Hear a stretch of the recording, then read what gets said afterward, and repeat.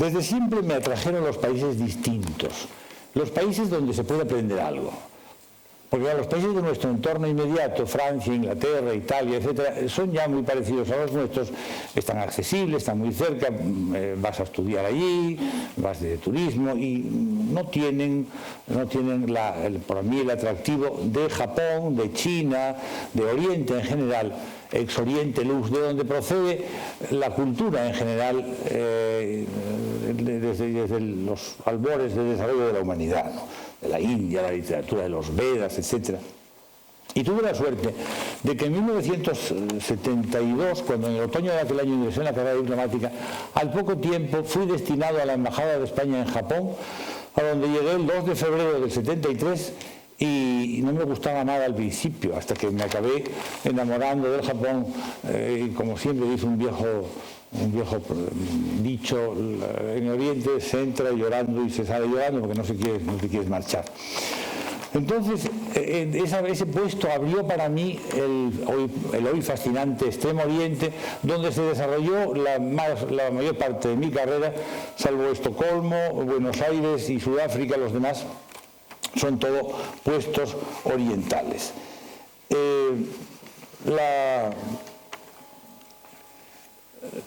Uno es aquello en lo que se formó, es decir, los occidentales tenemos la herencia cultural grecolatina, cristiano-germánica, y los chinos pensamos con categorías aristotélicas, mientras que, por ejemplo, un chino tiene su mente formada por Confucio, Mencio, Lao Tse, que son muy distintos de Aristóteles. Evidentemente, un musulmán piensa y razona con los criterios y la visión del mundo propios del Islam. Eso es lo irrenunciable, lo básico, lo que nos va a acompañar durante toda nuestra vida y que, a pesar de que la existencia en la llamada aldea global tiende a homogeneizar las formas de vida y los comportamientos, nos distingue de personas que proceden de otras áreas culturales, de tradiciones distintas. Dicho esto, la observación de cómo viven y funcionan otras sociedades con criterios muy distintos de los nuestros, encuentro que a mi entender es una cosa muy enriquecedora. Pero para potenciar y aprovechar al máximo este enriquecimiento, hay que tener como condición previa una mente flexible y una mente dispuesta a absorber y a asimilar cuanto de bueno, interesante o aprovechable hay en esas sociedades distintas, ¿no? Esto además entiendo que forma parte de la actitud del hombre moderno. A partir de la Edad Moderna y con el impulso enorme que supuso la enciclopedia en el siglo XVIII, se libera de trabas la mente humana y hay que dejar libremente la entrada de toda la información posible, que es lo que ha posibilitado el asombroso desarrollo del conocimiento desde entonces hasta nuestros días. Y en ese sentido yo disiento de lo llamado políticamente correcto, que tiende o que cercena esa libertad y que te obliga. No se puede hablar, se puede hablar de todo y pensar de todo, porque es que si no, viva Torquemada. O sea que no, somos libres de pensamiento o no lo somos.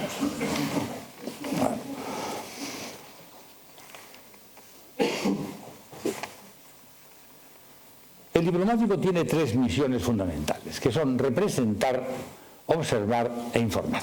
Representar a su país ante las autoridades del país en el que está acreditado y transmitirles cuanto su Estado quiere comunicarles, cooperar con ellas, observar la realidad e informar de ella a su propio gobierno, a sus autoridades. Para que la percepción de esa realidad sea correcta, el observador debe ser objetivo, evidentemente, y para ello debe no solo no tener prejuicios en contra del país, por supuesto, faltaría más, pero tiene que abandonar otra cosa que es más sutil y más difícil, abandonar lo que se llama las ideas recibidas, les ideas reçues, que dicen los franceses, que son todos esos tópicos manidos, a menudo falsos, y que lanzados probablemente por alguien con interés forman parte y son creídos más o menos por el grueso de la sociedad. Me refiero a frases tales como todas las chicas guapas son tontas, todos los jóvenes son naturalmente iconoclastas, cosa que no es cierto. O sea, en el primer ejemplo tenemos el caso de Sharon Stone, a quien todos conocéis perfectamente, que aparte de ser guapísima y una gran actriz, son todos sobresalientes en su expediente personal. O sea, que está guapísima, es inteligentísima y muy estudiosa. Mentira que las chicas guapas son tontas. Y no es el caso único. Entonces, cada vez que se bajó la edad de la mayoría de edad en todos los países, que era 25 años, luego 21, luego 18, la próxima vez que hubo elecciones ganó la formación más conservadora. Pues tampoco es verdad que sistemáticamente sean todos revolucionarios y así la lista de ejemplos similares sería interminable. Hay que abandonar todo esto radicalmente. Junto con esto, otra cosa que cada vez es más urgente a mi manera de ver, hay que poner en solfa sistemáticamente y a priorísticamente todos los enfoques de la prensa, de la radio y de la televisión. Una cosa que ya yo me pongo a ver esto porque está sistemáticamente sesgada. No ya el enfoque, sino los propios datos de la información inclusive. Entonces, porque claro, esto de los creadores de opinión es ya una definición intolerable. La opinión me la creo yo. Y acierto yo o me equivoco yo. Pero no me equivoca el director del periódico y el director de la televisión. O sea, no. Yo tengo el honor de equivocarme. Procuraré no hacerlo, pero bueno, somos humanos y pero soy yo el que lo hago. No me lo haga usted, porque usted no es nadie para decir a mí lo que tengo que pensar y lo que tengo que opinar. Bien. Yo recuerdo, a este respecto, estando yo de embajador en Indonesia, cuando en 1998 hubo la crisis que costó el gobierno al presidente Suharto, era constante la llamada de medios de información de España, televisión, los periódicos, todo que tuve que repartir. Yo contestaba a Televisión Española, al País, a la ABC, y luego el secretario de embajada contestaba a los de provincia, y luego ya la canciller Miriam contestaba, pues, o sea, el Faro de Vigo, la Villa de Salamanca. Terrible, no te dejaban hacer el trabajo porque a mí no me paga el País, ni el ABC, ni la televisión.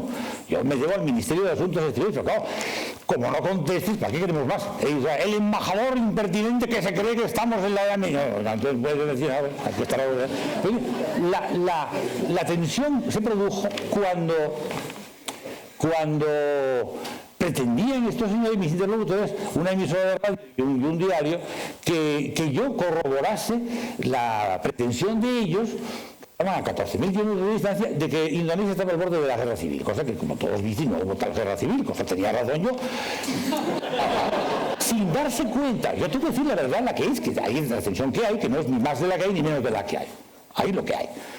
Y claro, entonces, no se dan cuenta tampoco de una cosa, deseosos del sensacionalismo, de que yo tengo la obligación moral y de deontología profesional de no aumentar frívola e irresponsablemente la preocupación y la zozobra de las familias de España que llamaban a la embajada angustiadas preguntando la situación real de la gravedad de la situación, porque tenían parientes, familiares o amigos allí, y claro, no pueden aumentar para que el país venga más ejemplares.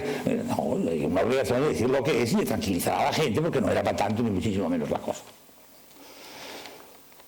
Y está tan arraigada el impacto que la prensa crea en la inquietud, que incluso los interlocutores de uno, o sea, mis colegas que están en el ministerio, que son personas serias, informadas, criteriosas, cultas, etc., no les gusta muchas veces que en el informe que tú mandas, que tienes que obligatoriamente decir la verdad, no se refleje la falacia mendaz en la que están ellos dejándose llevar por las informaciones de prensa. Yo también, cuando estaba yo en Pakistán, en el año 2002, que era presidencia española además, los ejércitos de la India y de Pakistán, a lo largo de la frontera, 1 millón de soldados de cada lado, mirándose así con la arma puesta, porque había habido en diciembre anterior un atentado de elementos integristas musulmanes pakistaníes en el Parlamento de Nueva Delhi.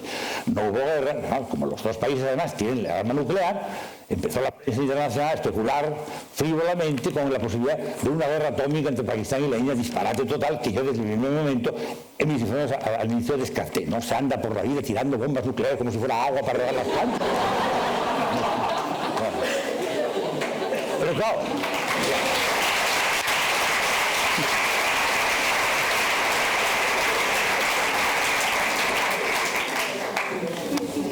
es, me llamó por teléfono mi interlocutor y también no va a haber guerra, no ya nuclear, sino ni siquiera convencional, cosa que no hubo efectivamente. Este reloj, los 5:37 que son lo que pasó, lo que va a pasar. Lo que te queda. Lo que queda. Habrá que espabilar.